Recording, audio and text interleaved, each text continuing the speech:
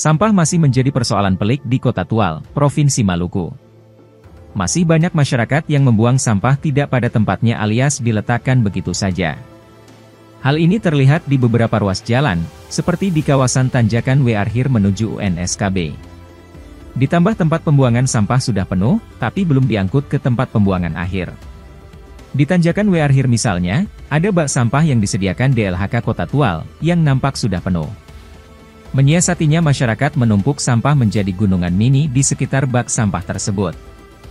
Bahkan 10 meter ke arah UNSKB sampah terlihat menumpuk, padahal sudah ada pemberitahuan yang ditulis di kertas putih dan ditempel dengan bunyi, "Warga yang terhormat, kami juga butuh kesehatan, udara yang sehat." Namun masyarakat masih saja getol menumpuk sampah di tempat tersebut.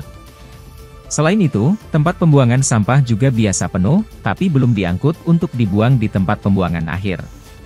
Salah seorang warga, Hidayat, mengatakan, persoalan sampah menjadi tugas bersama masyarakat dan pemerintah. Warga, sebutnya, harus memiliki kesadaran untuk membuang sampah pada tempatnya. Sedangkan pemerintah harus proaktif menyediakan tempat pembuangan sampah sementara di beberapa titik. Menurutnya, dengan begitu persoalan sampah bisa ditangani sedikit demi sedikit. Mobil pengangkut sampah juga harus ditambah.